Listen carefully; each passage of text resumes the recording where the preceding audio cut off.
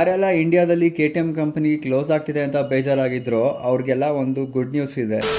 Recent ಆಗಿ ಬಜಾಜ್ ಅವರು 1360 ಕೋಟಿನ KTM ಅಲ್ಲಿ ಇನ್ವೆಸ್ಟ್ ಮಾಡಿ ಆ ಕಂಪ್ನಿನ ಸ್ಟೆಬಿಲೈಸ್ ಮಾಡ್ತಾ ಇದ್ದಾರೆ. ಸೊ ಹಾಗೆ ಅಡ್ವೆಂಚರ್ 390 ಇಂಟ್ರೊಡ್ಯೂಸ್ ಮಾಡಿದ್ದಾರೆ. ಅದೇ same LC4C engine 45 BHP horse power 39 Nm ನ ಟಾರ್ಕ್ ಪ್ರೊಡ್ಯೂಸ್ ಮಾಡುತ್ತೆ.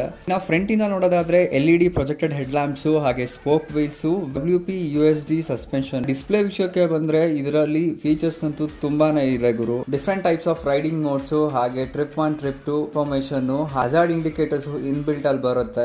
ಇನ್ನ ಮೇಜರ್ ಆಗಿ ಇಂಪಾರ್ಟೆಂಟ್ ಅಪ್ಡೇಟ್ ಏನಂದ್ರೆ ಹೈವೇ ರೈಡ್ಸ್ ಮಾಡುವಾಗ ನಮಗೆ ಕ್ರೂಸ್ ಕಂಟ್ರೋಲ್ ತುಂಬಾನೇ ಉಪಯೋಗ ಬರುತ್ತೆ. ಇನ್ನ ನೀವ್ ಇವಾಗ ನೋಡ್ತಾ ಇರೋದು ಅಡ್ವೆಂಚರ್ 390 S ವರ್ಷನ್.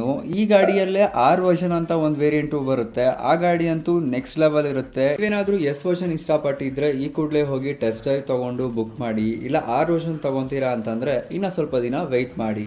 ನಮಸ್ಕಾರ.